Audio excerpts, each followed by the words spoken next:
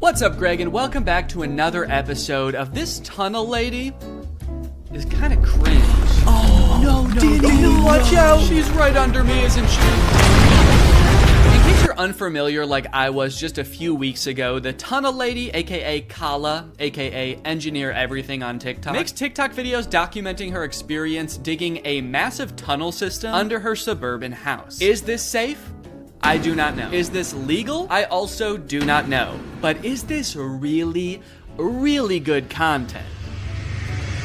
I do not know. After having heard about her for a while, but never really looking into her, this is the first TikTok I saw of her. She posted it back in November of last year. So I figured I would show this to you guys so you could kind of learn about her in the same way that I learned about her. That way we can be on the same page. I have a new problem in my suburban mind. It is not this water, but rather that I am getting out of range of the minecart. Every castle building stone has to be carried up this tunnel to the antechamber. Okay, immediately, this project is so much more expansive than I thought. She says so many things in rapid succession that could be their own entire subplot. 1, the giant pool of water in her mind. 2, she has dug so deep that she's out of range of her minecart. Kala, how deep have you dug? She's like, it's also getting really hot down here. All of the rock is molten. It makes it really hard to dig. And 3, she says that because she's out of range of her minecart, it's making it a lot harder to get her castle building stones out of the mine. Every castle building stone has to be carried up this tunnel. Is there a castle now? People just call her Tunnel Lady. I thought that there was just a tunnel. She's got so much more going on than I thought. I also like that she says the giant pool of water isn't a problem. I guess that just goes to show how little I know about suburban mining, because to me, that seems like a huge problem. How do you dig deeper when it's just water? You can't dig water, can you? Needless to say, there's a lot of lore going on in this TikTok, and I need to know more. So, like Kala digging into the Earth's mantle, it's time to get to the bottom of this. This next TikTok is Kala's first ever TikTok she posted to this account, and in it she introduces a big new project that she's going to be undertaking, building a storm shelter in her basement. I am about to embark on a new and complex project. I like that stupid project flashes on the screen as she's describing it. She's all excited about it. It kind of makes it seem like this is an interjection from future Kala like 2 years from now. Stupid project, you should have never started this thing. What are you doing? I'm trying to warn you via CapCut editing. I'm planning to construct a storm shelter off the side of my basement. It's going to take a very long time. Well, she was definitely right that it was going to take a long time. She posted this in October of 2022, and she is still digging. That being said, it is interesting to know that the original point of the tunnel was to just be a storm shelter. I feel like she's past that point. I feel like digging like 10 feet into the ground would have been enough to protect just one person from a storm. But there she is, just still going. Why do I feel like she knows something we don't? She's either preparing for a cataclysmic storm that none of us know is coming, or she has ulterior motives. She's like, the main purpose of this tunnel will be to protect me from tornadoes. Secondarily, I have been hearing a sinister voice booming from the earth, begging me to free it from its subterranean prison. So needless to say, I think this should be a pretty fun project. In all seriousness, no, I can totally understand why she would want to keep digging after she started. If she turned around now, she could be like 5 feet away from that giant diamond. The shelter itself will be cut into this wall here. This is off the side of my bunker home office. That is a very interesting home office setup. You know, I was wondering at first if she was planning on finishing the tunnel when she was done with it to sort of make it just an extension of her house and make it furnished and everything. After seeing her home office, I gotta say, I don't think that's likely. Kala's home office is literally the Batcave. She's getting work done in the Batcave. This tunnel's gonna be perfect for hiding from storms, tornadoes, the Riddler, he's after me. She also pans over to reveal she has a green screen in her basement. Behind the green screen. I am very intrigued by Kala. Who is this mysterious woman? I thought the tunnel was going to be the most interesting thing about her, but it seems like she's got a lot going on. Quite frankly, all this mystery is making me thirsty. But luckily, unlike Kala, I don't have a water problem. I have a water solution. Today's sponsor, Aero.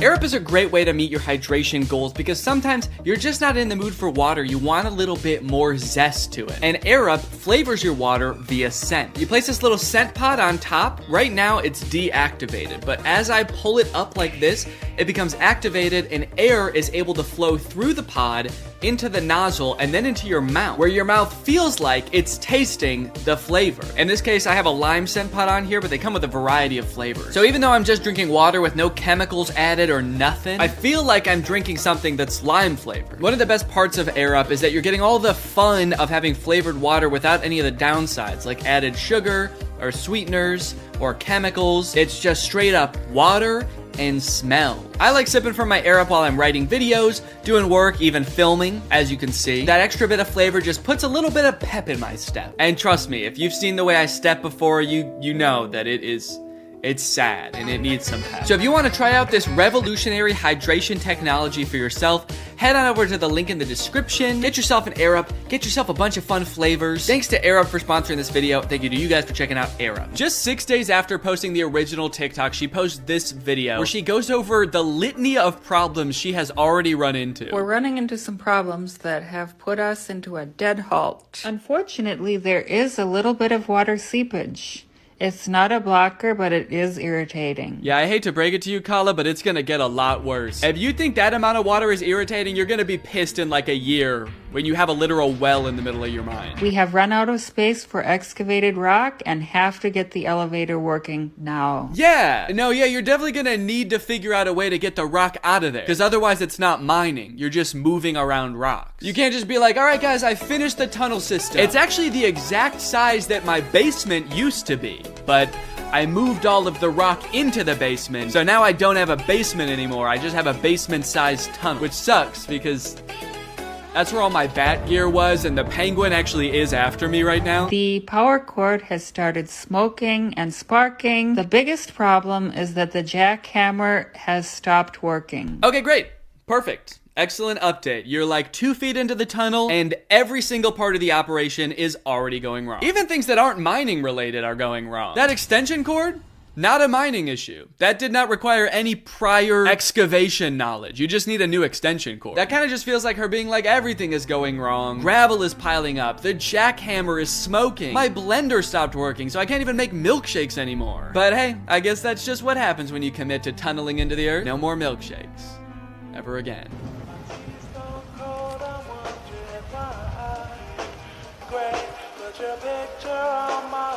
Yeah, it is really bad. You're digging a hole under your house. You cannot afford to cut corners. So this is a structure she was building as sort of an elevator to get rocks out of her basement. She's building like a mining elevator, and I guess while she was building it, it collapsed. I gotta say, at this point, I am pretty concerned about the success of her project. She's still just a few days in, and like, I don't know if she's done anything right yet. She does seem pretty nonchalant about it though, you know? You know, if her entire tunnel collapses and her house falls into the underworld, I think she'll take it in stride. I gotta say, I knew that digging a tunnel would be like a big undertaking, but it wasn't until I started watching these videos where I started to realize all of the logistics that go into it. There's a lot that can go wrong. In this video, she takes a Geiger counter into her tunnel and realizes that there's like twice as much radiation as there was in the rest of her house. The nuclear radiation readings so high in the storm shelter excavation. Every time I measure it, the counts per minute are more than double what they are upstairs. Kala, come on. You gotta figure that out. To be fair, I don't know why the radiation would be higher underground than it would be in the rest of her house.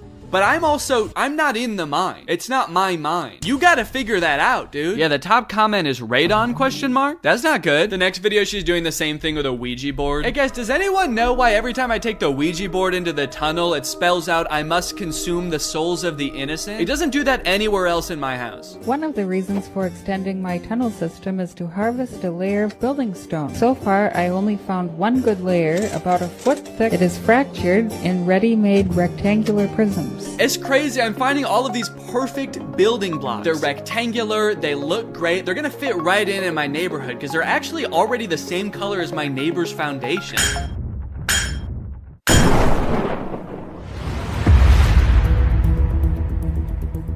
Whoa. Hey, excuse me. You can't be in here. Oh my God. TV, couch, foosball table. This can only mean one thing. Yeah, you dug into my basement. I just found a naturally occurring basement mine. What? All this stuff is gonna be perfect for my castle. Whoa, no, this is my stuff, dude. Hey, who the fuck are you? Are you the Riddler? No. Can you get out of my house? His first riddle.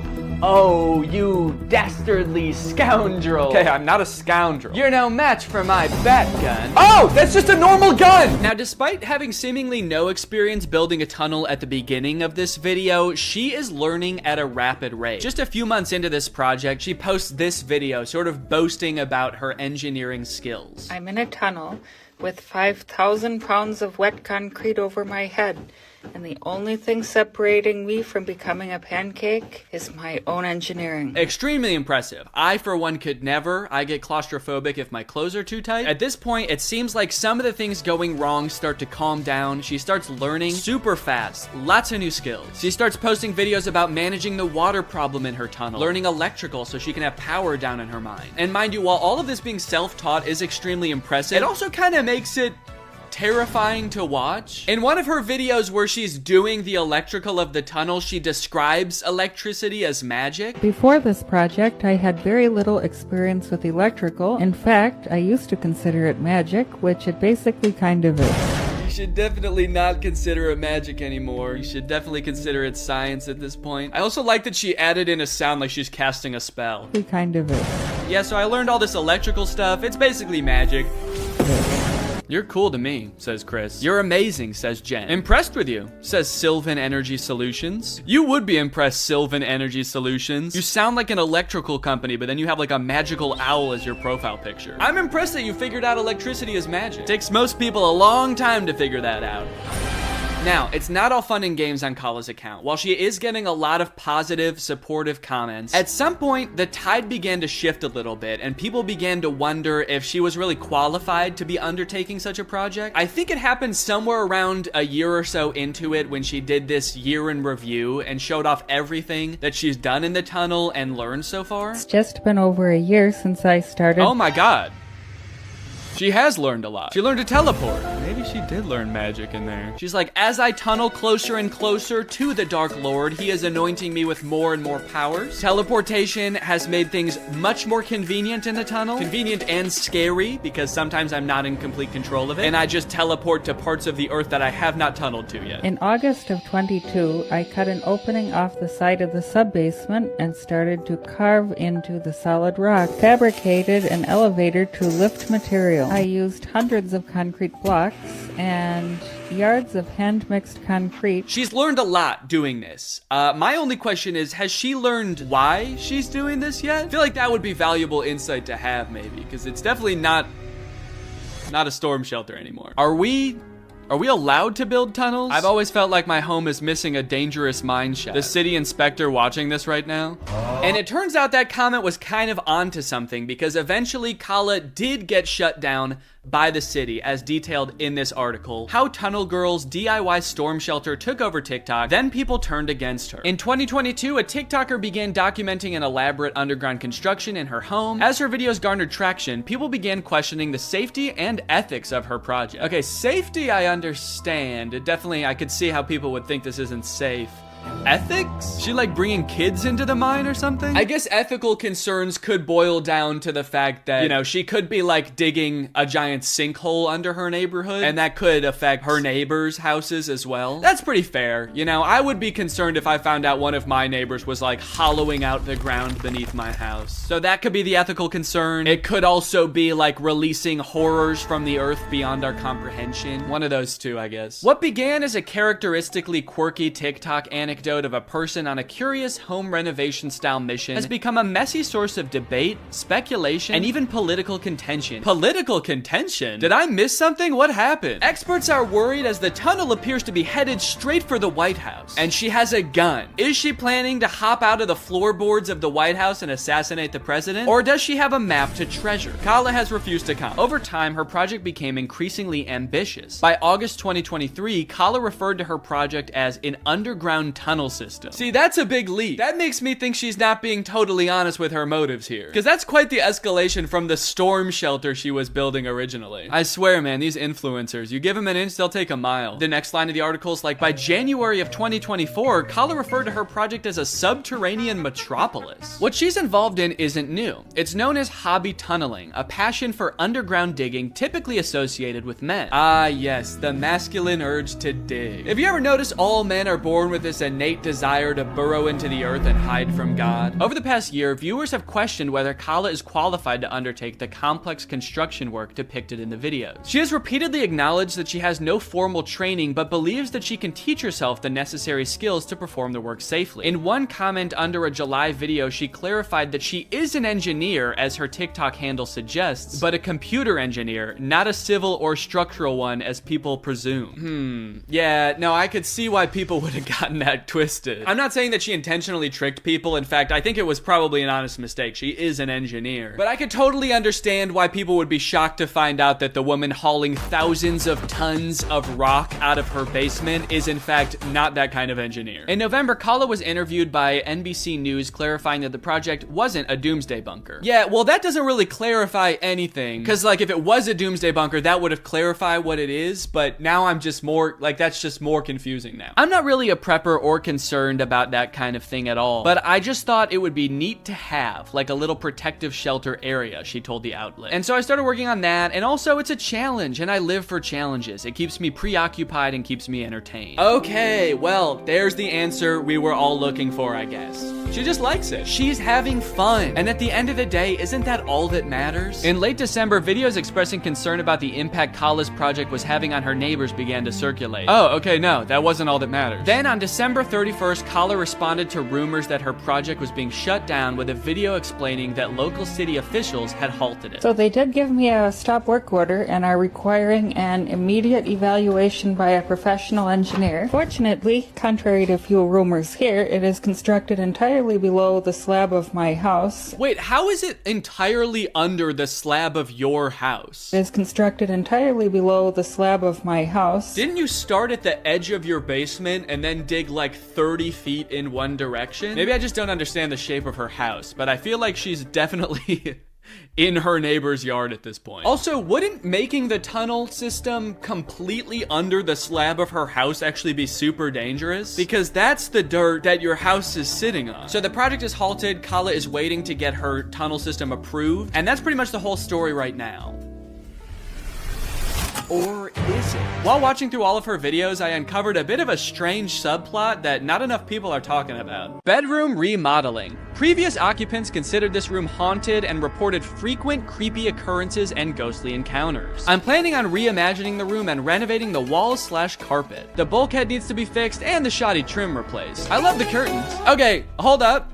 You just listed a bunch of things wrong with this room, but one of them seems way more important than the others. Tell us about the haunted room. Why is it haunted? What is the ghost? You, Kala, would not make a very good realtor. Okay, this is the primary bedroom. This window has a great view. There's plenty of space in here. Little goblin there. All carpet, floors, of course. Sorry, goblin? I forgive you. No, I wasn't apologizing to you. Oh. Why is there a goblin? Okay, sure, there is a goblin. But the rest of the house is really nice, you know, when he's not stinking up the place. Yeah, sure, it's a great house, but I'm supposed to sleep in here. Is that little freak gonna watch me sleep every night? I didn't want a goblin. Oh my god, goblin this, goblin that. Dude, if you love the goblin so much, why don't you just fuck him already? I don't love the goblin. Be kind with your words, please. I just want a normal house.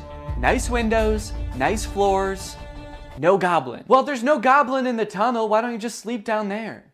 There's a tunnel? Yeah, under the whole house. It's huge. You're gonna love it. And don't worry, it's only directly under this house. Wait, if there's a giant hole directly under this house, wouldn't that mean... Uh-oh! I do not fear death because I have no reason to live. Oh, that's really sad. The wall hangings were left behind by the last occupant who was twice admitted to a psychiatric hospital for insanity? What? So am I the only one thinking this?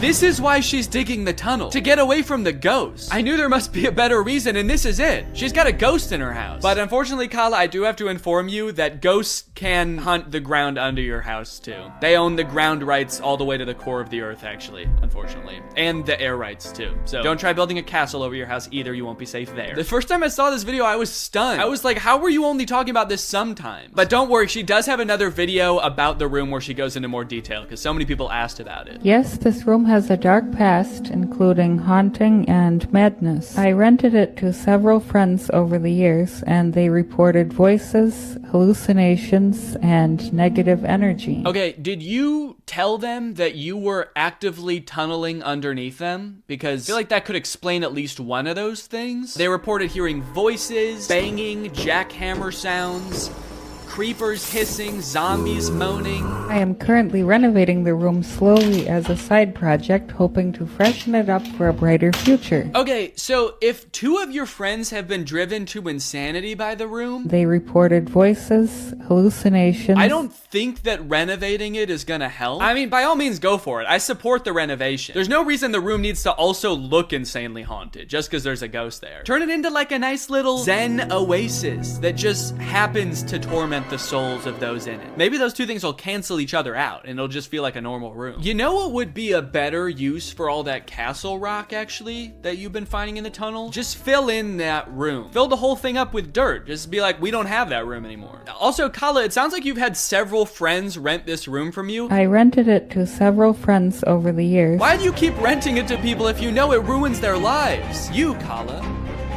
would not make a very good realtor. The only thing left behind is this drawing of a tree that she always kept with her. On the reverse side, there is a photo of a motivational writer who she had a deep parasocial relationship with. It just feels like you're kind of throwing her under the bus for that one. Doesn't seem like that has anything to do with the ghost. The room is the second most haunted place in the house. Second? Okay, this is wild. Right? Who would have thought that the amateur mining operation this woman had going on in her basement was actually not the most interesting thing about her? But I am so hooked. Please tell us about the other room. My house has two haunted areas.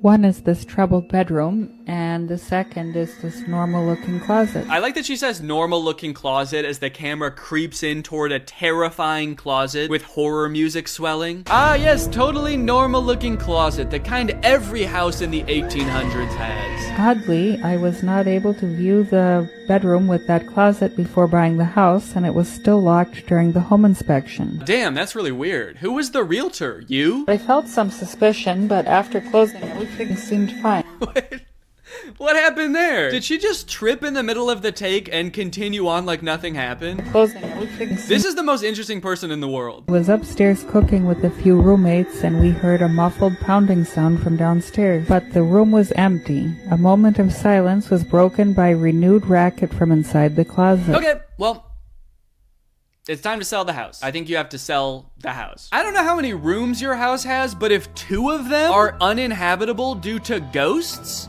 you have to move. If two of the rooms in your house turn you into a husk of a human being, fill them with rocks. On a serious note, Kala, if you are watching this, buy a carbon monoxide detector if you don't have one already. Carbon monoxide poisoning can do this type of thing to people and make them think that they are going insane, so maybe look into that. How crazy would it be if she bought a carbon monoxide detector and found a leak and she fixed it, and like the second the carbon monoxide was gone, she was like, why the fuck is there a tunnel in my house? All right, guys, well, I hope you enjoyed this video. If you did and you're new here, make sure you subscribe and turn on my notifications to join Greg. Greg is what I call my family here on YouTube. We're a family, we're an army, we're a collective. So go ahead and subscribe and turn on my notifications to join Greg. I'll see you guys next time with a very interesting video.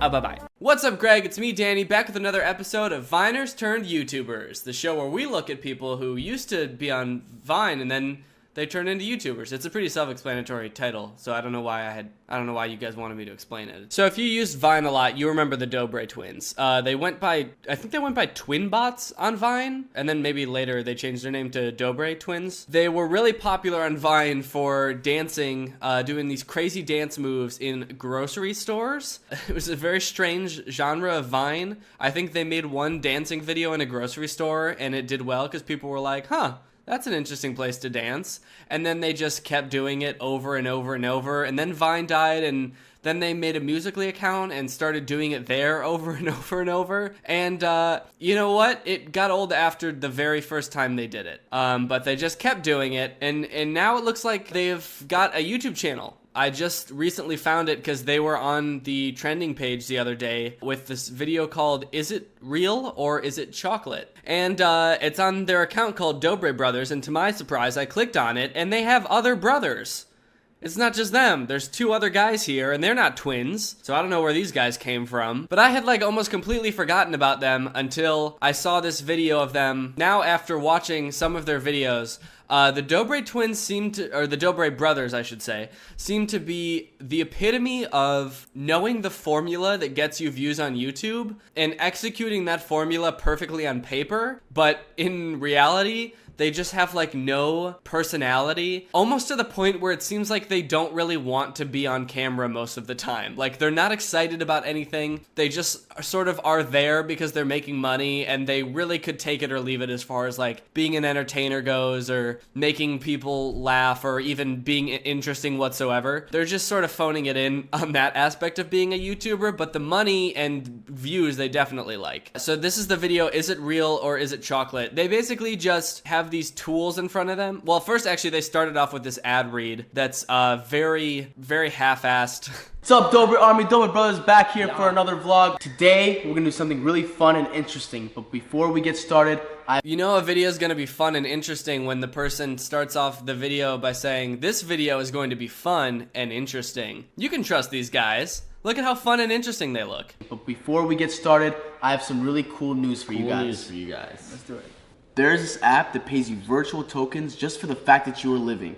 And this app is called Nimsys. Thanks to Nimsys for sponsoring this video. Yeah. Honestly, I think this is the most stylish app out there. You guys gotta check it out. Wow, these guys seem really into this product. The people who made this app are definitely getting their money's worth advertising with the Dobre twins. You can see the people around you or travel anywhere around the planet to see what's going on. Okay, he tried to seem interested for a second, so that was at least nice. The app is still in development, and the developers promise a lot of cool things to come. Oh, jeez. Do you see what I mean about them just seeming bored out of their mind? Like, I get this is an ad read. Doing ads, I guess, isn't the most fun thing in the world, but you have to at least try to make it seem interesting. Don't just like, so there's this app, and it's gonna give you money and download it so that I can have money. During your registration, be sure to enter our promo code Dobre and subscribe to our profile. You will get bonus NIMS from us, about 1,440 of them, and we'll get bonus NIMS from you as well. Yeah, give me those bonus NIMS. I want those bonus NIMS, baby. Okay, but anyway, back to the challenge. Basically, they have all these tools in front of them, and some of them are made out of chocolate, and some of them are made out of metal. I bet you'll never be able to guess which ones are metal and which ones are chocolate. Some of the things on the table look real, like that wrench is probably chocolate, but it kind of looks like metal. But things like that mallet, like that's definitely chocolate. And that's just based off vision. Like if they can pick these up and like smell them or even just feel them, like chocolate doesn't feel like metal. The second you pick it up, you know it's chocolate. So how is this a challenge? Some of them are chocolate. That's right, chocolate. You can eat it, smell it, taste it, And hear it, I guess, if you bang it. yeah. So that's the point. It's all a game. Look at the first one. Get a zoom up on this. Like, let me get a zoom is on that that. chocolate or real? No, this is definitely real, bro. It's Alright, twisting. That's definitely real because it's twisting, and chocolate can't twist. That's one of the many properties of chocolate. It's a scientific property of chocolate. It does not twist. Are you ready? One bite. It's chocolate. Oh! That's good. Mm. Yeah, that should be real. What the heck? How is this chocolate? So anyway, do you see how bored they look by this challenge? It's almost kind of insulting because it's like, I feel like I'm making them do this and they don't want to do it. Like, I feel like as the viewer, they're like, all right, we're just doing this for you guys because you're going to find this entertaining, but I don't really give a shit about this. So anyway, we're just going to half-ass this and make it seem like it's your fault that we're doing this. So I looked at their channel a little bit and I found this video, Scary Clowns Stole My Twin Brother. They uploaded this yesterday, and this totally shows off the Dobre brothers' spirit when making a video. The total, like, I just don't care. I just want to hit the formula to making a YouTube video, and at the actual execution of it, I literally could not give a shit. It's called Scary Clowns Stole My Twin Brother. I think the right word's kidnapped? I don't know. Stealing a person just sounds weird, but whatever. These scary clown videos have been around for a long time, and they're all fake. I've done a video about a different one before, but this one is funny because they really didn't even try to make it seem real. So I legitimately can't tell if this is like a sketch or not, but it's all framed as if it's a vlog. So I feel like their fans are supposed to believe this, and it seems like a lot of them do.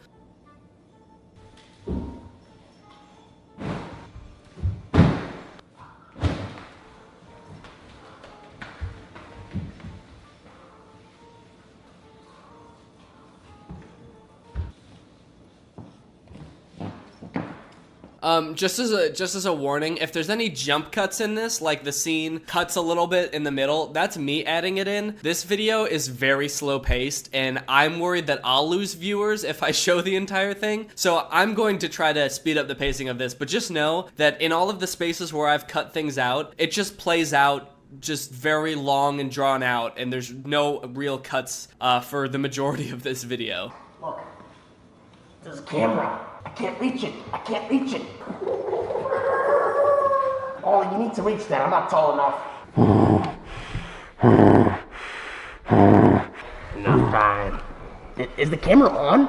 Okay, so these three clowns, they break into the Dobre house through the window, and then they come over, there's someone sleeping on this beanbag, and then they find this camera, and it seems like it's a security camera that's recording at night, or at least you think it's a security camera until they look at it and they're like, hey, it's a camera, and then they pick it up and take it down and start filming each other with it. So I guess it's not a security camera, it's just a regular ass camera that was filming their friend sleeping on a beanbag and that window for some reason.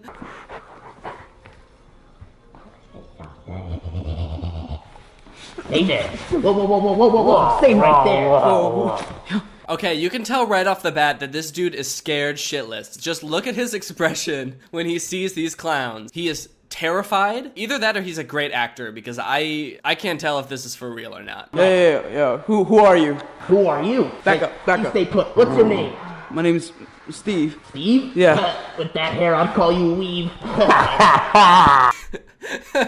I'm not laughing at the joke, I'm laughing at this dude Steve, who also laughed at the joke. For all he knows, he's waking up, there's clowns right in front of him, they could be about to kill him, he's terrified out of his mind, and then he introduces himself as Steve, and one of them says, Steve, more like Weave, and he's like, yeah, actually that's pretty funny. Hey, Weave, this is our show now, so you take the camera and videotape us.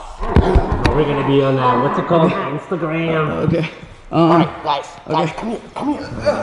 Everybody, my name is Psycho. This is my bro Ollie, and this is Berserker. What do you want?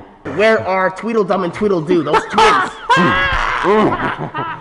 Show us where the twins are now. Okay, I'll get him. I got him. Give me the camera. This dude's very compliant. For someone who, like, had these people just broke into their house, they woke him up, and they were like, now you have to film us! And he was just like, yeah, okay, sure. Now take us to the twins! And he was like, yeah, sure, okay, cool. We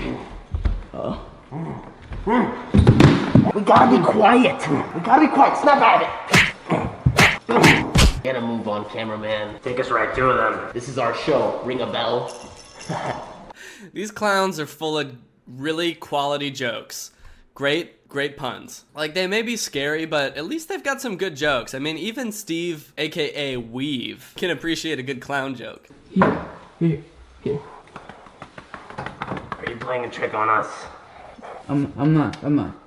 Wow, this is a shitty friend. This dude, if this is real, what a terrible friend. He's like, these clowns don't even have any weapons. They just come in and they're like, bring us to the twins. And he's like, okay. And then he brings them there and he's like, they're in there. Just don't hurt me. You can kill my fucking friends. I'll help you do it. I'll help you. Yo, Steve. Lucas. What's up? Hey, what are you guys doing? Yeah. Okay, let's pause. They found the twins and now they're gonna attack. So that's fine. What were they doing in here? Like one of them's asleep in the bed with his shirt off. The other one is coming back to bed from the bathroom with his shirt off. What's going on in here? Do they share a bedroom and a bed? There's no only one bed in here. I'm just so confused about what the scenario is. I don't know.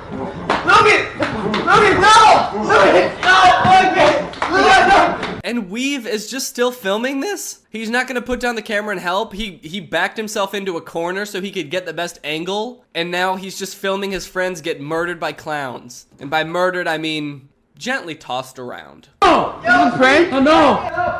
Lucas! Back up. This is a prank? No, I'm not joking. Lucas, what's going on? I don't know. This is a prank?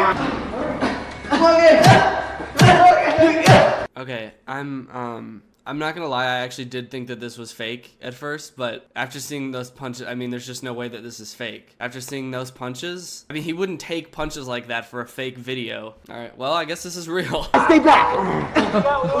Back up. Listen, all you know is as the clowns of the world.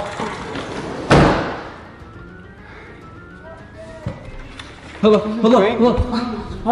I don't know, okay? Hold up. They just came in, I was sleeping, I don't know what happened. Yo! What was that?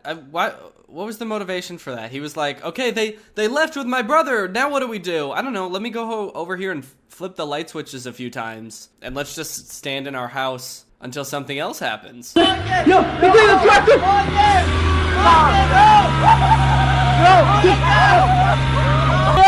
I'm coming! I'll get you, don't worry! Is this a prank? Is this a prank? Damn, you know what? If I was in this situation, I don't know what I would do. I mean, what do you do when someone breaks into your house and kidnaps someone you know? There's nothing, if only there was some kind of like group of people that are like trained to deal with situations like this that you can like just call with a really simple 3-digit phone number that will like come and help take care of any situation. But damn, I guess they're on their own because nothing like that exists. I guess they're just stuck running around in the dark looking for their friend, and if they don't find him, well, I guess he's just gone forever. That's how these clowns get ya. Okay, I got it. Hopefully this is not a prank. Hopefully this isn't a prank. What is that supposed to mean? Hopefully this isn't a prank. Hopefully these are real clowns really kidnapping my brother. I'm gonna be so pissed if someone set this up and it's all fake. I'm so mad if this is a prank. What happened? I don't know. I just woke up and they were just there. They made me film. They made me film. Yeah, right, dude. How did they make you film? They didn't have any weapons. They were just like, hey, here, film. And he was like, okay. Right or left? Right. I would say right. Are you sure? Why not left? I don't know. Okay, I don't know. Let's go left. Yeah, I think that's him. Oh, that's him. Lucas. Yo, Lucas, you okay? Yeah, I'm good. You okay, Lucas? Yeah, I'm good. Why was he just sitting in there? The clowns got out and they booked it and he was like, oh man, now how am I gonna get back to my house? Oh well, I guess I'll just sit in this car that has gas in it and keys. And I'll wait for help to show up. Where'd they go? I don't know, they just ran off. Did they run away through here? I guess, I don't know, bro. They just let me go. They said, you're free. And they just ran away. So what do they do? Nothing. They didn't do anything. That's such a weird plot. What'd they do? I don't know. They didn't do anything. I like these clowns. They're just like fucking with them. They just break into their house, steal one of them, drive him about a mile away from his house and just drop him off and leave and just say, you're free. We're good. That's all we wanted to do. We didn't really want to cause any harm. We just wanted to shake up your night a little bit. You're free. Get out of here, dude. Can we go in the car? It's cold. I don't understand. I know, I don't either. They just let me go. They didn't really say anything. So what was the purpose? I don't know, they just took me and I don't know what happened. I feel like now they're realizing how weird the plot is, like how inconsistent it is and it doesn't make any sense. They're like, wait, so are we just gonna say they didn't do anything to you? Like what, that doesn't make any sense. Did they come through the garage? Or Steve, you don't know, right? I have no clue. I just woke up and they were there. Bro, this is open. That's where they got in. Who opened this? I'm sorry. I forgot to close it. How do you even close it? I forgot to close it, sorry. Think this is where they came in? Yeah, obviously.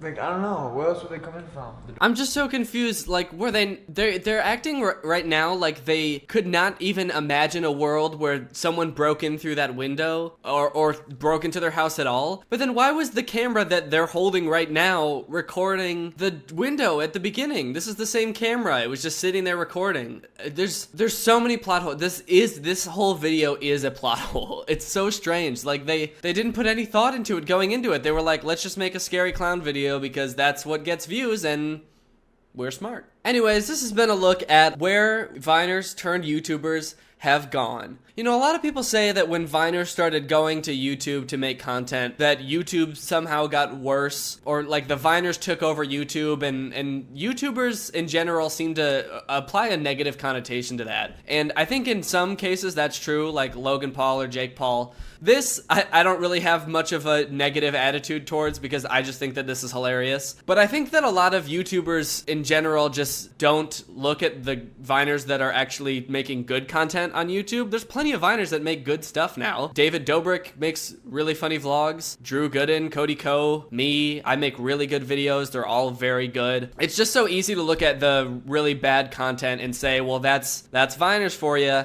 But I think that's dismissing a pretty big chunk of good YouTube videos that come from former Viners. That's just my opinion, so believe it, because you have to. Anyways, guys, if you enjoyed this video and you're not part of Greg is my family on YouTube. It is our family. I call my fans Greg, and we are one big happy family, and we really are a family. You know, other YouTubers all the time say like, oh, my fans are like a family to me. Well, that's bullshit, all right? Greg is a family. We have a family dinner every night at 6 p.m. when I get home from work. All my little Gregs come down from their bedrooms, and we all sit at the family table, and we talk about our days. So if you want to join Greg and join the fastest growing channel on YouTube, which, by the way, don't look that up, then just hit the subscribe button and turn on my notifications, and you can be Greg also.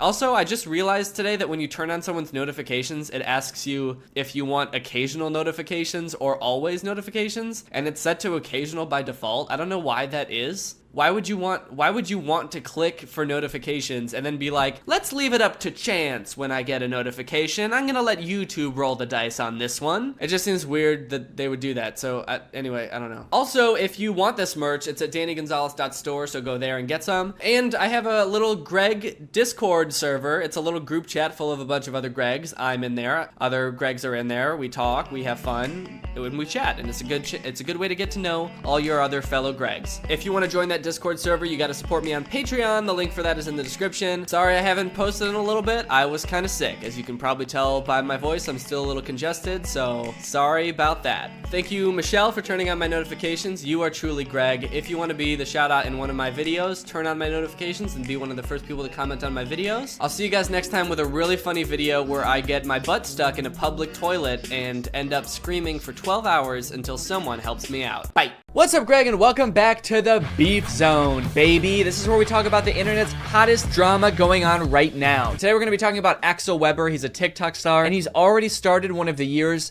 most insane internet quarrels. I don't particularly talk about internet drama too much on my channel, but I had to do an installment of the Beef Zone just this once because this is a pretty unique case. I don't think I've ever seen anybody start an internet beef quite like this before, and that's because this dude, Axel, has started a feud with a college. This dude has started beef with a 4-year accredited institution. I've never seen that happen before. Other influencers are out here starting beefs with each other because of like messy breakups, problematic tweets. This dude's out here starting beef with institutions. That's crazy. I'm gonna start doing that. The DMV, you're done. You're canceled. I had to wait in line once 5 years ago when I got my license renewed. You're done. Everybody go harass the DMV now, please. No, don't actually do that. This dude, Axel Weber, he's a very popular TikToker. He's got 3.9 million followers. He is, okay. What was that? It looked like he was calling me. Okay, it's to share to WhatsApp, I see. I click on it, he's like, hey dude, are you making a video about me right now? No. How did you know that? So yeah, he was already really popular on TikTok. He had like 1 million followers a couple months ago, and now he's skyrocketed to almost 3.9 million followers, mostly because of this series of videos he did auditioning for Juilliard's acting school, and he did not get in. And his fans were like so upset by this that they started a war with Juilliard, which like thrust Axel into the spotlight because all of these major news outlets outlets were like covering this dude. And so now he has like almost 4 million followers literally because he didn't get into Juilliard. Kind of crazy considering I also didn't get into Juilliard and I don't have 4 million followers on TikTok. So what happened with that? I didn't even get an audition with Juilliard. They didn't even offer me one. How fucked up is that? Where are my fans? Greg, what's going on? It's just kind of crazy that you can get famous for not doing something impressive, you know? Like if he had gotten into Juilliard, that would be really cool. That'd be worth, you know, making a big stink about, I feel like, because like nobody gets into Juilliard. Dude, did you hear about that guy who's going viral because he's gonna try to climb Mount Everest blindfolded with his hands tied behind his back? Oh no way, dude, that sounds insane. Did he actually do it? No, no, actually he did not. He's dead. He died. Not even on the mountain either. He choked on a granola bar on the flight to Mount Everest. He's going viral? Yeah, dude, his funeral has 800 million likes. So I feel like to fully appreciate this story, we kind of have to go back to the beginning where it all began. So in December of 2021, just about a month ago, Axel had just moved to New York. He's pursuing acting. He's making a bunch of TikToks about living in the world's smallest apartment, and he has just hit 1 million followers on TikTok. Hi, we just hit 1 million on TikTok. Come on. I can see why he had followers to begin with. He's like a charismatic guy. I'm sure people think he's handsome. He's got personality. He does his little dancey dance. Look at him go. But little did Axel know at the time that one Juilliard audition would change his life forever. And not because he did a good job, but because he did so bad that it changed his life forever. Dear Axel, on behalf of the Juilliard division, thank you for your interest in our program and for sharing your talent with the faculty during the initial audition. As you are already aware, due to our callback process, you are no longer under consideration for admission for fall 2022. It sounds like he already knew he wasn't getting in. It's kind of fucked up that they even sent him the letter. You already know this because we didn't give you a callback after your audition, but just so you know, you're still not accepted to Juilliard. You still did a really bad job. There's no chance of you getting in here. How many times do they have to tell him he didn't get into Juilliard? Damn. They just send him a letter every year. Dear Axel, as you may have guessed, as you are 2 years into going to a completely different school for a completely different degree, you did not get into Juilliard. Your audition was very bad, Axel. You ruined your chances of an acting career, Axel. Over the past 2 years, we have been telling every casting director and pretty much everyone who works in the industry how bad your audition was. We've had a lot of time to destroy your career, Axel, and we've done it. So it's a pretty sad video of him not getting into his dream school. I definitely feel for him, and a lot of other people did too. So basically what happened after that is a bunch of people started rallying to support him. You had like all of his own fans commenting, being like, fuck Juilliard, dude, you don't need Juilliard. Even some celebrities weighed in. Hello, Axel. Hi, Charlie. I replied to your video, but I figured I'd do a video message as well. Appreciate it. Not only did I not get into Juilliard, but I didn't get into 5 of these prestigious schools that I wanted to get into that I thought could better my career. Don't believe it. And while I do think school is great, and I did end up going to Berkeley, Okay. a prestigious conservatory for the arts Congrats. is not going to be the thing that defines your career as an actor. Ooh. Honestly, I mean, it's a sweet sentiment, and I agree with the message. You know, not every famous actor went to a super prestigious school like Juilliard to learn how to act. You know, some just had rich parents, and so that's how they got into it. Lucky for him, I feel like he seems to like Charlie Puth. I feel like this video would not be nearly as impactful if it was like some guy that Axel does not care about. There's a video of Vanilla Ice being like, take it from me, Vanilla Ice. I didn't get into Juilliard either, but that didn't stop me from becoming the 20th most famous person for 1 month in 1995 and then slowly slipping into obscurity for the rest of my life. Axel's like, oh, thanks, dude. Does anyone else want to chime in? Did anyone else not get into Juilliard? Someone with like a lifelong body of work? Someone with a really impressive career? It wasn't just like celebrities reaching out to Axel either. There were like different organizations being like, hey, you don't need Juilliard, dude. Come work with us and we'll get you to where you want to be in your career. I didn't get into Juilliard. We know that. And I did get another letter to prove it. This is the 17th one they've sent me now. But I did get a modeling contract with one of the largest agencies in the world. So I am a little confused about how this happened or why Axel seems to be so like excited about it. It does seem to be like totally unrelated to what he said his dream was. I thought he wanted to be an actor and go to a prestigious acting school. Like, does he even want to be a model? I don't know if he's ever mentioned it before. I watched a few of his TikToks from like before that, and it seemed like he really wanted to be an actor. It's like a totally different industry. All right, guys, you know that my dream of becoming a professional actor didn't work out, but I am still gonna be working in the industry, it turns out. I got a job at a movie theater. I think I may be able to work my way up from there. I think you'll be seeing me on the big screen real soon. It's just weird to see him going from not getting into a school that he wasn't qualified for to getting a job that it seems like he is even less qualified for. Because I assume he at least had some sort of like acting prowess or like did some sort of acting before he started applying to acting schools. But modeling, it's like he didn't even want to do that before. Not only did he get a modeling job out of getting rejected from Juilliard, he also got a New York Times article. We just made the New York Times. When Axel Weber was rejected from Juilliard, the internet stepped in. The article is basically covering how all of Axel's fans flooded the Juilliard Instagram account to like lambast them in the comments. Which, to be fair, Axel does say like, don't do that. More than anything, we cannot bash Juilliard though. They're just doing their job. I don't want to lead you into thinking that Axel like actively encouraged this and like caused this to happen. Like he was like, fuck Juilliard. Everybody rip them to shreds in the comments. But his videos did unintentionally have that consequence. And it's pretty crazy to read some of the comments that people have left on Juilliard's Instagram account. Let's take a look at some of them. Their most recent posts have like 0 comments, 1 comment, 6 comments. Let's go to around the time this Axel Weber drama was going on. 1,000 comments, 2,000 comments, 18,000 comments. 18,000? Dude, what were people saying? Let my boy Axel in. He deserves better. Let Axel in. Get my boy in. My dog died on campus and they tied me up and made me eat it. Doesn't have anything to do with Axel. Dude is just straight up slandering this university because his boy didn't get in. Don't worry, Axel. You should be glad you didn't get in there. All right? They made me eat my pet. You're gonna regret it when that man wins an Oscar. I honestly don't even think that they would regret it if he, like, ended up having a successful acting career. They really only care about the people they did admit having successful acting careers. In general, I've seen a lot of comments that have the same tone of, like, I bet Juilliard wishes they never rejected my man. And it's like, yeah. Probably, but I don't think it's for the reason you think. I don't think it's like the dean's office that are like, oh, we should have never said no. He's so talented. Look at him on TikTok doing his little dancey dance. He's wearing a sweater. He's modeling. Oh, what we could have had. No, it's not them, dude. It's the poor like 20-year-old marketing intern that runs the Juilliard school Instagram account. It's the person who keeps getting notifications on their phone saying like, let Axel in. New Instagram comment.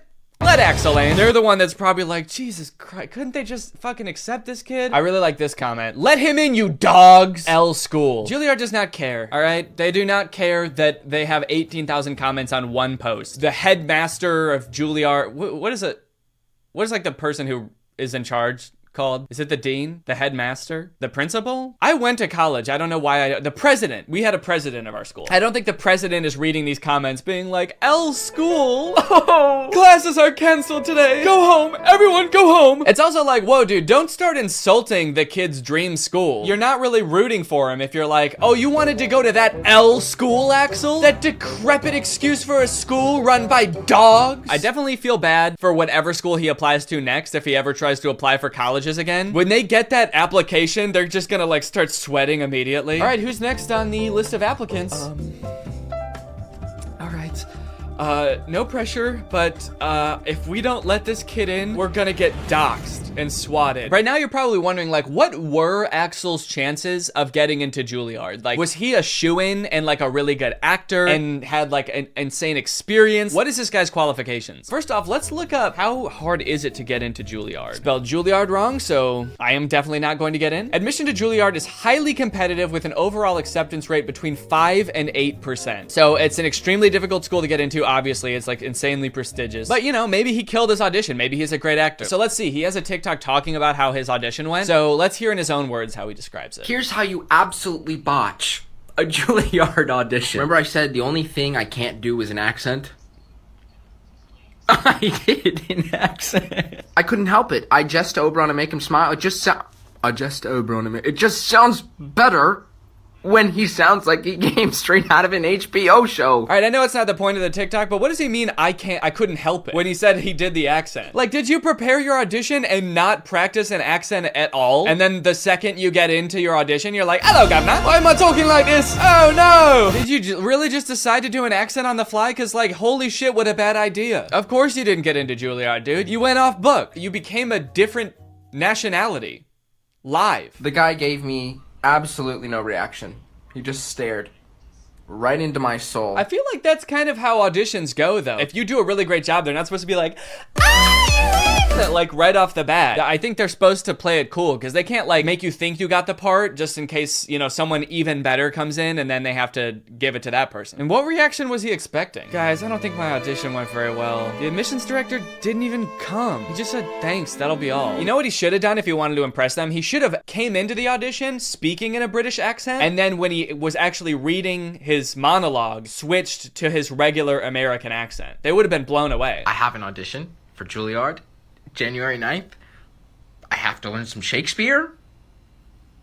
Never even read Hamlet. I jest to Oberon and make him smile, when I a fat and bean-fed horse beguile, neighing in likeness of a filly foal, and sometimes I lurk in a gossip's bowl. I don't understand what's happening. Not that I really think that this made a difference, but just a word of advice. If you're applying for a college, I wouldn't post on your like public social media something about like the application process or the audition process being like, I don't know what the fuck this means. This shit's dumb, dude. Shakespeare sounds like an idiot, man. It's also weird that like, after all of these videos of him being like, I don't know what the fuck Shakespeare is, and him being like, I randomly did an accent at the audition, that all of his fans still have his back. And they're still like, you deserve to get into Juilliard. Don't worry, we'll take it from here. We're gonna get you into Juilliard. We're gonna storm Juilliard for you, buddy, don't worry. Anything to get you in. All of this brings up a bigger topic of like, why are people so invested in this guy getting into Juilliard? This guy who like, has literally shown no prowess, no acting prowess whatsoever. He's been like, I botched my audition. I don't fuck with Shakespeare. He seems like a nice kid too. I just don't understand why people are like so ride or die for Axel getting into Juilliard. Probably a decent amount of them are joking and just thought it would be funny to like get way too into it and take his side. But I do think it's also kind of like the cute teen white boy effect, where like a fan base of 12-year-olds will literally do anything for a white guy that they think is cute. You know who I think probably hates this more than anyone? The students who actually did get into Juilliard. Just seeing this dude get rejected and be rewarded for like his not being very good at acting with a modeling contract and an extra 3 million followers. Meanwhile, you get into Juilliard and you get rewarded with student loans. I think that this guy is benefiting from a lot of privilege and maybe not realizing it. I don't know, man. He seems like a sweet kid, but also is sort of coming off a little bit like, I deserve this. Like he moved to New York expecting to get into one of the top 10 acting schools. Like that's why he says he lives in this apartment. And it seems like that sense of entitlement has been picked up a little bit by his fans as well. The whole thing kind of reminds me of like the Alex from Target phenomenon, when like just this random cute boy got like thrust into the spotlight and millions of followers because he was like attractive once. I don't know. Let's see how his modeling career is going. I wonder if he's posted any updates on that. Oh, this TikTok is called First Photo Shoot. He's a natural. All right. Well, that's pretty much the whole Axel Weber thing. It seems like he's doing good now. He's got his modeling career going, and I guess we'll be seeing him on the cover of Vogue pretty soon. Hopefully you guys enjoyed this video. If you do and you're new here, make sure you subscribe and turn on my notifications to join Greg. I'll see you guys next time. Bye. This is me standing in front of what's widely considered to be the most haunted hotel in the US, the Stanley Hotel. Every ghost hunting program that comes here somehow has this insane, traumatic, life-altering experience after staying here for just one night. And I'm trying to do the same thing. I'm gonna try to spend a night here hunting ghosts because I have one simple question. Is every ghost show and paranormal YouTuber over-exaggerating? Or is it just Shane Dawson? Because I know that Shane Dawson is. These shows are quite literally designed to scare you. They go in with the preconceived notion that like, well, we've got to make an entertaining show and we're only here for one night, so we got to come up with something scary. So they add in scary music over every scene, scary sound effects, they dress all cool, and I'm pretty sure they just make stuff up too. And after filming this video and talking to the hotel staff, I have a lot of evidence. I just feel like as a viewer, we never get to actually see what the experience is like staying at one of these haunted locations. What's it like when a regular person that's not trying to make a scary video stays here? Are you actually guaranteed a spooky night of being tossed around the room by some guy that died 100 years ago? Or is it all fake? That's somebody trying to back out of the... They got scared. They felt a presence and they're trying to leave. The vibe's off. We gotta get out of here. the Stanley. The Stanley Hotel is probably most known for being so scary that apparently just one stay here inspired Stephen King to write The Shining. And I'll tell you the story of how that happened later, but ever since The Shining came out, this hotel has been the subject of countless ghost stories and paranormal investigations, most of which exclusively depict this place as this decrepit, creepy old hotel that only exists at night. But this place is actually like a beautiful hotel. It felt less like a portal to hell and more like a tourist attraction. When I got there were people milling around, taking pictures. The hotel was like blaring music. If I was a ghost, I would have been pissed. I can't haunt this place. It's too nice out. Nobody's even gonna be scared of me. There are a ton of different ghosts that haunt this hotel. Like, I think every article I read and every person I talked to at this hotel somehow knew about a different ghost that I hadn't heard of yet. It's like anyone who's ever so much as even looked at this building gets sent here when they die. I'm worried I'm gonna haunt this place when I die. There's the ghost of a housekeeper that was in an explosion at the hotel and still sticks around to fulfill her maidly duties. A cowboy ghost that supposedly kisses women in their sleep. And a lot more ghosts, many of which are tied to specific rooms, like my room, the Haberdasher Suite. Because my room is haunted by a haberdasher. If you don't know what a haberdasher is, it is someone who haberdashes, which apparently is old-timey speak for sells clothes to men. It's just a men's clothes dealer. Okay, I'm about to enter the room for the first time. Supposedly one of the many haunted rooms in this hotel. I've heard that when stepping into a haunted space for the first time, you can immediately notice a different energy. Wow. But I walked all around this room, looked in every nook and cranny, and I gotta say, I did not really feel anything.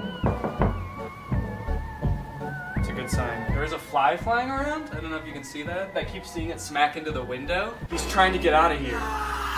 He's scared. On a scale from 1 to 10, I'd say my spook level was hovering about a 1.1 on the spook meter. On the spookometer. No Bible. You know what, I feel like hotels like this often, because they're haunted, can get a pass if anything about their room is like shitty. Because they can either be like, well, the ghost did that. Sorry, your bed's fucked up, the ghost did that. Or just like people who are coming for like a haunted experience aren't looking for like the nice amenities of a hotel. They're not focused on the backsplash of the bathroom sink. They're focused on like, am I gonna start floating in the middle of the night? So, you know, I feel like we should be fair and actually do a review of this hotel room from a non-paranormal perspective. When you stay in the Haberdasher Suite, you'll feel like you were transported back to the early 1900s. And not just because there's a man trying to sell you a bowler hat in the corner. I'm talking solid wooden doors, no central AC, which according to an email was to preserve the historic feel of the room. A giant AC unit by the window, which does the exact opposite. I also liked the fun historic pics of the hotel. Oh, that's the hotel in the background. That's tight. I thought this lady was holding a gun at first. That's why the hotel's haunted. This is moments before the first ghosts entered the hotel. This couple's just laughing, having a good time. This lady's like, yo, get a picture of this. In keeping with the theme of not keeping with a theme, the bathroom also felt very out of place. This is actually a very nice shower. Some nice artwork over here. This is beautiful. The bathroom had this like newly renovated farmhouse aesthetic, like something straight out of an episode of Fixer Upper. 0 out of 10, not historic, and too nice to be haunted. Seriously, when it started to get dark out, the only place I felt like I wouldn't get haunted was in the bathroom. I'd be peeing and the haberdasher would just be standing outside the door like, come out here. I can't haunt you in there, it's too nice. Come out here where it's old and creepy. Please. I want to sell you a hat. Okay, this curtain has a stain on it. Something was up with the bed too. Do my feet look higher than the rest of my body? All right, I'm settled into my hotel room. I'm chilling. I went to the hotel restaurant and ate some dinner. The view was beautiful and the food was just okay. And my spookometer is still going strong at a 1. Now you're probably wondering what I mean when I say that all of the shows that film here are over-exaggerating. Unless you've watched one of these shows before, in which case you're not. You already 100% know what I'm talking about. Well, let's take a look at Ghost Adventures, which is hosted by what I like to call the Chris Angel of paranormal investigation, Zach Baggins. This is a genuine, authentic haunt. The second I got my key and I shut the door, I pretty much said, all right, listen, I'm gonna have to get naked a couple times to take a shower. Sometimes in the middle of the night I get up to get water, and I can't guarantee that I'm wearing everything. Oh no. Oh shoot. Is that something I should have done when I got here? Attention, all ghosts in this room. You are gonna see my dick. From early childhood, I used to hang out around here. I've had 2 heart transplants. So every anniversary of one of my heart transplants, my parents would give me a weekend up here. I've had a lot of near-death experiences. Wait, their gift to their son with severe heart problems was a trip to the scariest place in the country? Dude, I don't mean to pry, but your parents were 100% trying to kill you. Our investigation will take us into 3 of the buildings that comprise the Stanley complex. The sound effects in this show are insane. They're designed to make you scared before anything scary even happens. I feel like I'm being shot in the chest every time they switch shots in this sequence. The main hotel, whoa, the manor house, and the I'm hit. carriage house. Oh, fuck! At 3 a.m., I was woken up by an unexplained noise, and shortly after that, my digital recorder captured an EVP. Shut the door.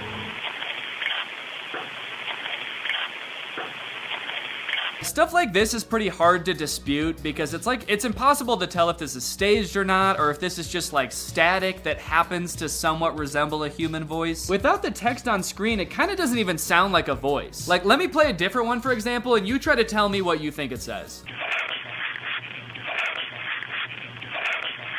And here's what it says. Did you get it? No?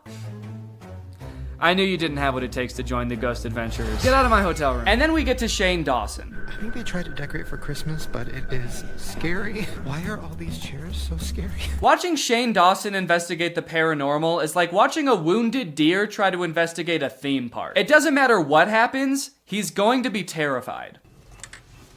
Oh my god. Wait, are they fucking with us? Oh. Try this. Just unlocking the door to his room is almost enough to send Shane packing. This is creepy as fuck. It is a very normal hotel room. Okay, can I just say something? And you're gonna think I'm being dramatic. My camera has been fine focusing this whole day. The second we got into this hotel, it stops fucking focusing every second. I don't know if you guys know this, but cameras have a harder time focusing in dimly lit environments. That's like a well-known thing about cameras. It's pretty funny to try to pin that on a ghost. It's not focusing on anything. Yeah, you guys turned off all the lights. What is there to focus on? He's like panning around really fast and like getting really close to things in the dark. Like, I'm sorry, dude, the darkness is usually way crisper on this camera. But I think my favorite part about this is when Shane pauses the video and edits in text to point out something that he didn't notice while filming.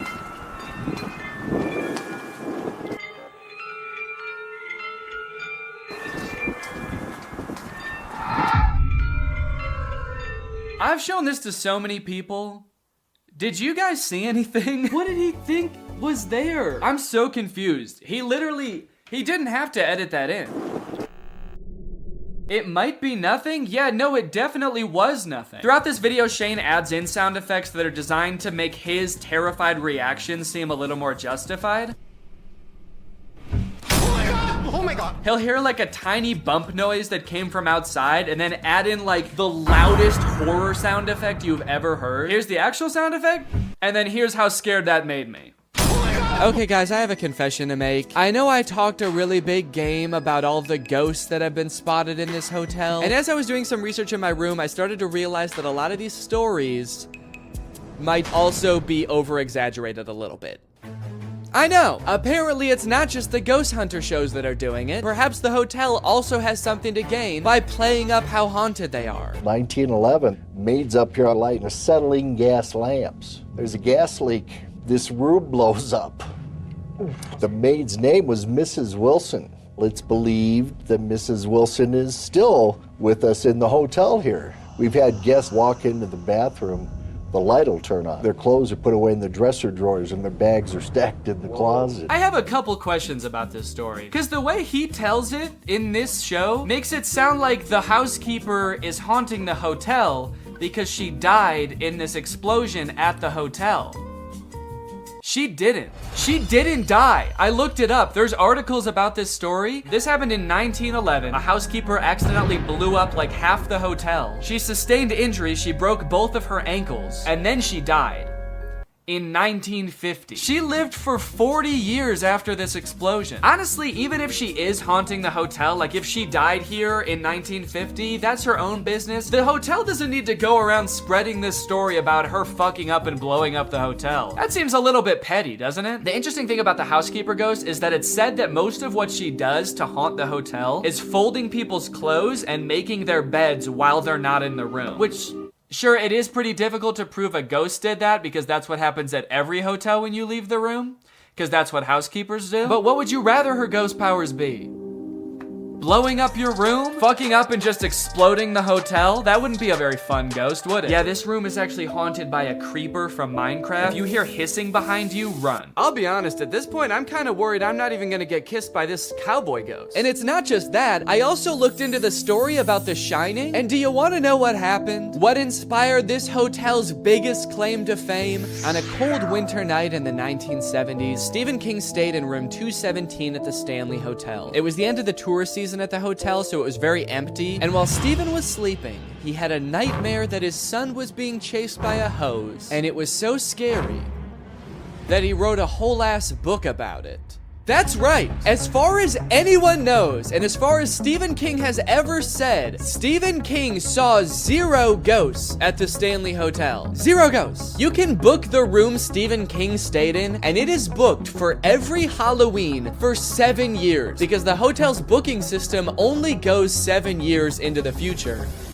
And he never saw a ghost. Okay, but to be fair, just because Stephen King didn't see a ghost at the Stanley Hotel doesn't mean that there's nothing weird going on here, as I would find out when we got to talking to 2 tour guides at the hotel. This is the 3rd, possibly the 4th haunted building I've worked at. This is definitely the most haunted place I've worked in town. I think that there are far too close enough to sane people at the Stanley who have a ghost story. When I started working here, I was thought, maybe I'll see a ghost, hear some weird noise, maybe once, twice a year. Some nights it's an every night thing. And we also got to go on a tour of all the most haunted spots in the hotel after hours, where we found out a lot of juicy details about this hotel. For one, there are a ton of pictures of ghosts that people have taken at the Stanley Hotel. And on this tour, they showed us a lot of them. And while some of them just look like it could have been like a camera glitch or like a blurry low light photo where you can't really tell what's going on, when it's 1 a.m. and you're in the underground cave tunnels underneath a haunted hotel with 2 strangers you've never met, and one of them shows you a picture of a ghost girl hiding behind the carriage that you're standing right next to, scary. The scariest ghost they told us about was a ghost named Dennis. They don't actually know the ghost's name, but they call him that because he's a menace. And I wish I had a video of some of the pictures they showed us, but Dennis looks creepy as hell. In every picture, he's just a shadowy figure with glowing eyes. In one of the pictures, he was posing in the background like this. And they told us a story about how one of the staff members saw Dennis in like the staff quarters, and Dennis started chasing him, and all the doors were locked, so he had to run upstairs and jump out a window to get away from Dennis. Do you have any idea how badly I didn't want to wake up in my hotel room that night and see Dennis staring at me? I was at a solid 5 or 6 on my little spook meter. But that all went down to a -5 or 6 when they started telling us a story about when Zach Baggins was there filming for Ghost Adventures. A big part of the Ghost Adventures episode at the Stanley was the carriage house, because that's where the hotel stores all of the mattresses that people have died on. There's objects in here where some actual death happened, where the bodies were discovered on these beds. So they spent like a ton of time in the episode trying to contact the spirits of people who have died on these mattresses. Can you guess what the tour guides told us? Yeah, none of that's true. Yeah, the hotel doesn't store mattresses that people died on like they're saving them for something. Save it? What would they be saving them for? That's so funny. We're an operating hotel, and believe it or not, we switch out mattresses every once in a while. Yeah. So Zach Baggins and his crew apparently just showed up and like looked through the window of the carriage house, saw mattresses, and were like, hey, let's go make some stuff up in there. The most interesting thing I took from the tour is that even though the tour guides know all of the spookiest things that have happened in the hotel, some of them don't 100% believe in ghosts. We were walking with one of the tour guides after he had showed us, I don't know, some of the most insane pictures of ghosts I've ever seen. And Jake asked him like, so when did you start believing in ghosts? And he was like, oh, I don't know if I believe in that stuff. Huh? So wait, what was all that about Dennis then? You get to just tell me about Dennis and make me scared and then not believe in him yourself? How is that fair? Don't get me wrong though, a lot of the staff actually do believe in ghosts, so much so that some even claim to have personal relationships with the ghosts they interact with most often. Last summer, 2021, Paul, our former caretaker of the concert hall, gave me a birthday present. It was a little 20-cent Euro piece, French issue.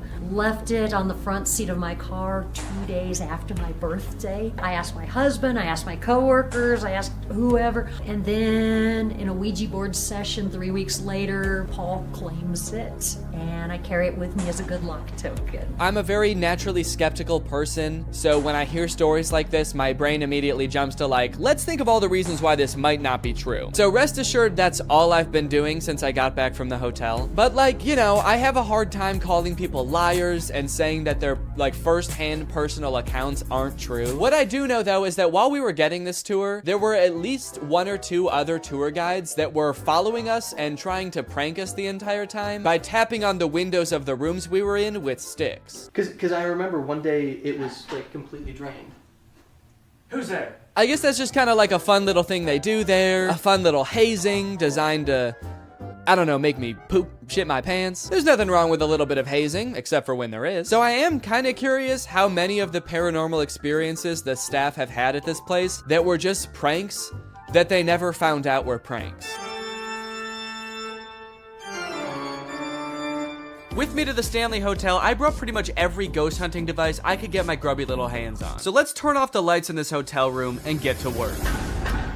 I'll have this EMF running the whole time. An EMF measures electromagnetic frequencies, which are usually emitted by man-made sources like electrical wiring or ghosts. Is there anyone here right now?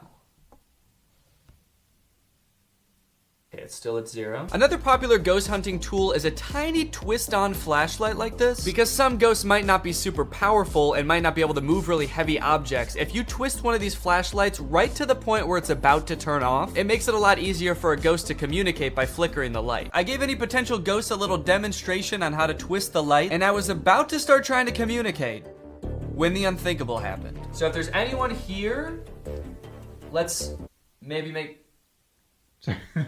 Oh, okay. Yeah, it was just a moth that flew in front of the camera light and Jake tried to swat at it. So the light flickered for a second. Don't let my nervous little smile and laugh fool you. I actually was scared right here. I guess having the only light in the room is kind of a, oh shit, you got it. I got it. Holy mackerel. Fuck that guy. Yet another ghost in the room tonight. Next up, the spirit box. A spirit box is basically just a little radio that rapidly cycles through radio stations. And ghosts can apparently use those radio stations to communicate with us.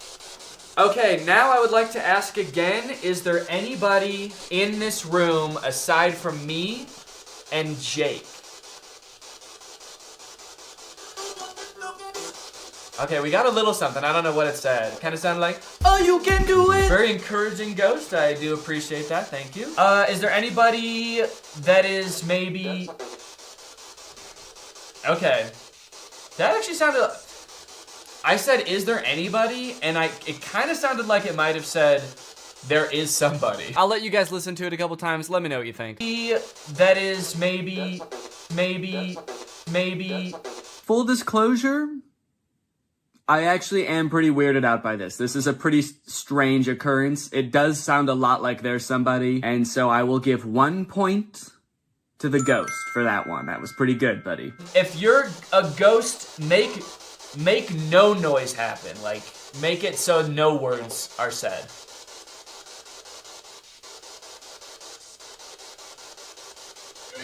I also have a thermal camera to look for cold spots, which could be ghosts. Wait, what the fuck? I just turned it on and there's literally a cold spot right here. Actually, it feels wet. Oh, should I smell it?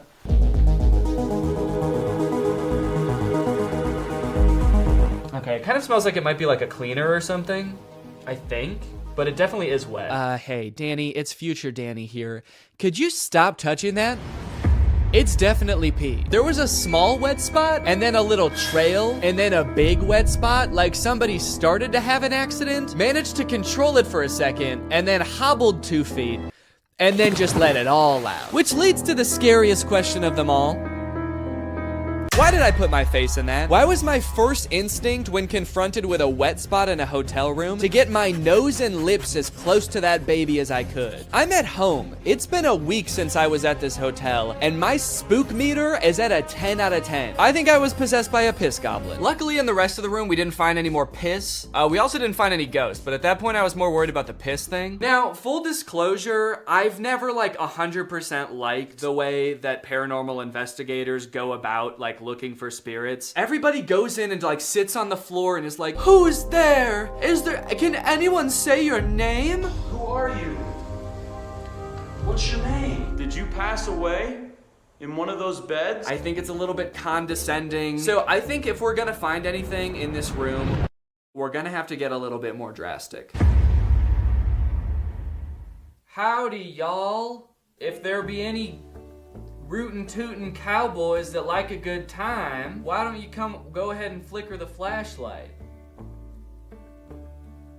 Is there any ghosts around me? All right, well, I guess if you don't want to come out, I'm gonna have to keep all this gold myself. But the only thing coming from my vial of gold was a puddle of gold. So I guess my method of ghost hunting was a giant waste of time. And sure, I did get this sick picture out of it, but unless I ever make like a half country, half hyperpop album and I need cover art, it's pretty much useless. Alright, good night. Tell the haberdasher I say hello. I will.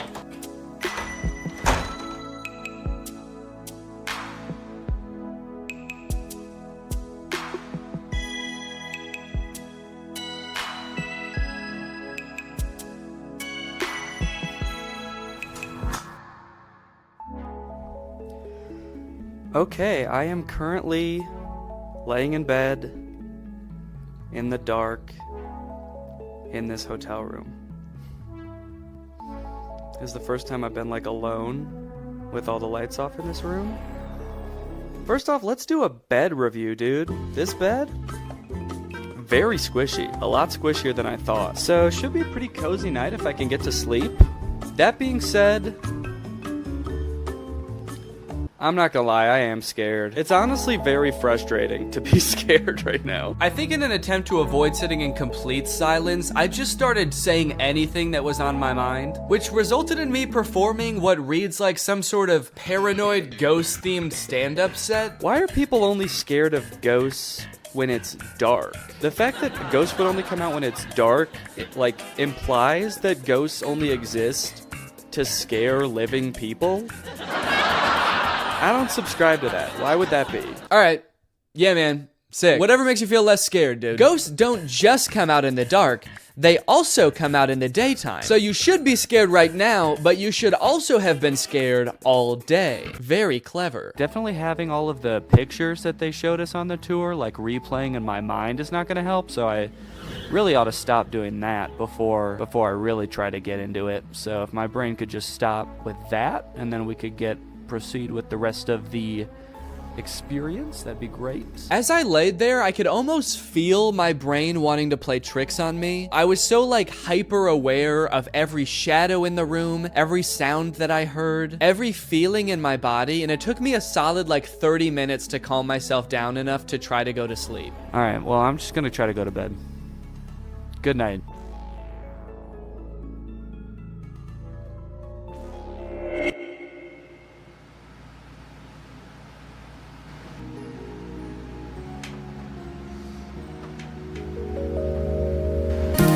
I did it, baby. That's right. I slept in a haunted room in the most haunted hotel for 5 hours. And I slept like a rock, dude. There could have been a haberdasher twerking on my bed all night, and I would not have woken up. Luckily, it does look like nothing paranormal happened that night, because I would have been pretty pissed if I missed that. So, look, I can't tell you if there for sure are or aren't ghosts in the Stanley Hotel, but what I can tell you is that you're definitely not guaranteed a paranormal experience. What I can bet, though, is that it's still probably gonna be pretty scary. Even if you don't believe in ghosts, it's like turbulence on an airplane. I don't actually think the plane is gonna crash, but when it's happening, I am clutching my armrest. Speaking of which, I think I gotta catch my flight back home.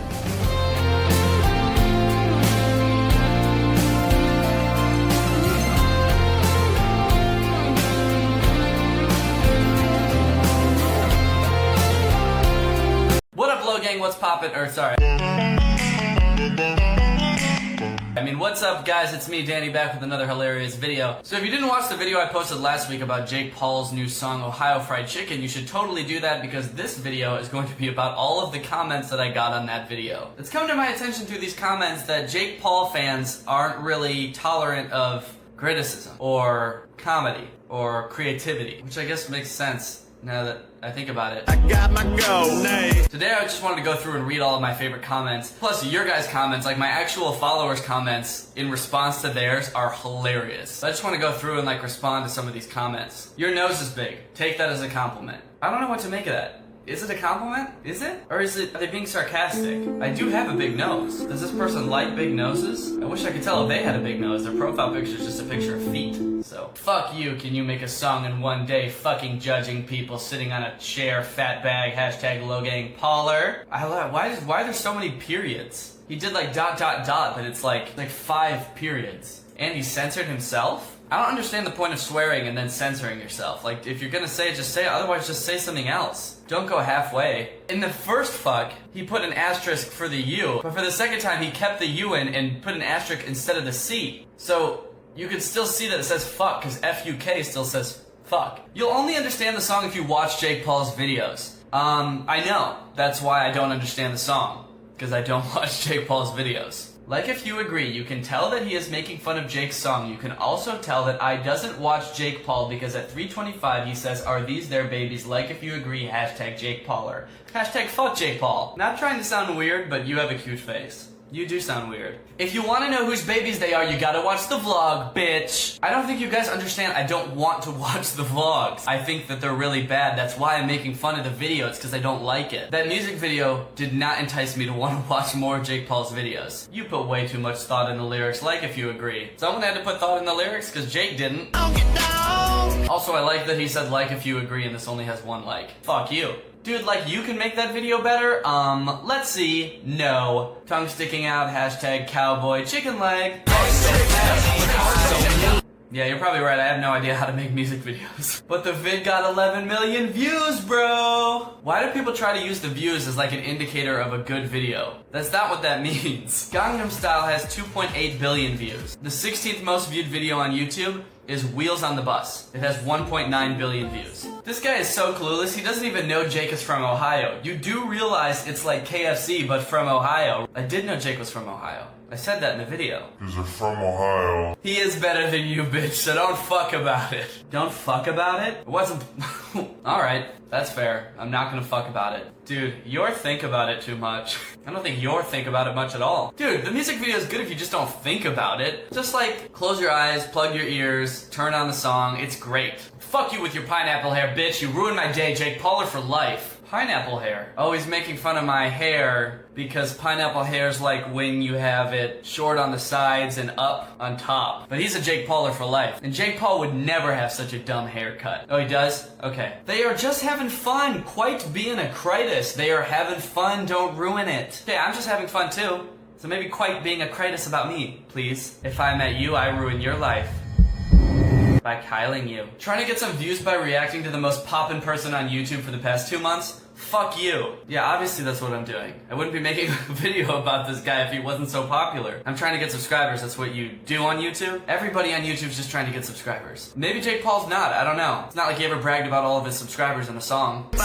On YouTube in 6 months. So I commented back, yeah, obviously. And then he commented back, oh, and I know it's weird to say after hating on you, but you are my favorite Viner. I think you should do some more short skits. You're hilarious. What? You can't say anything because you only have 103k subs and he has like 10 mil subs. So by that logic I responded, I guess you can't say anything to me then because I have more subs than you. Sorry. And then he didn't respond. So I guess it worked. I guess he was like, oh shit, I'm sorry, I forgot. Oh my god, you're so right, I can't say anything. $10,000 you make in one day. You have 27 hours, bitch. I think that was supposed to come off as like really badass, but he totally didn't. He forgot to say make a video in 24 hours. $10,000 you make in one day. And then he also said 27 hours, which is more than a day. Also, I have made songs and music videos in a day. I'ma prank my friend.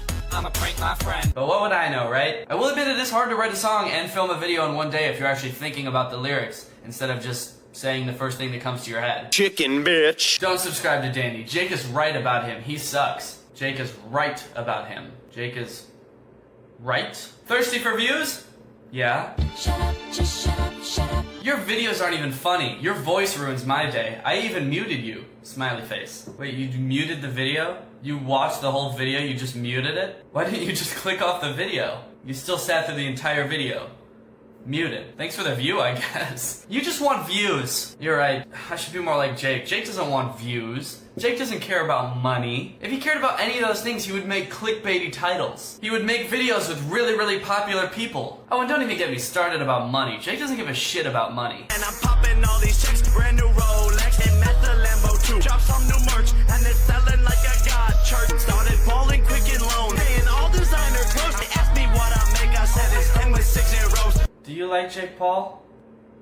No. Who let this baby on YouTube? At least he can make it to 10,000 subs. We both have more than 10,000 subs. Alright guys, well I think the moral of the story is if you're a Jake Paul fan and you see a video called Jake Paul's new song Ruin My Day, maybe don't watch it. Maybe you're just gonna get yourself mad. I don't understand why you would watch a video of somebody making fun of your favorite person. If you just don't watch it. If you disagree with it, why would you watch it? Thank you to all of you, my followers, who actually have a good sense of humor and can take a joke. It was really fun seeing all the comments that you guys left on this video. Alright, well, shout out to ProMan Vlogs. Thank you for turning on my notifications. If you want to be the shout out in my next video, just make sure you turn on my notifications and be one of the first people to comment on my videos. Thanks for watching, and I will see you guys next time.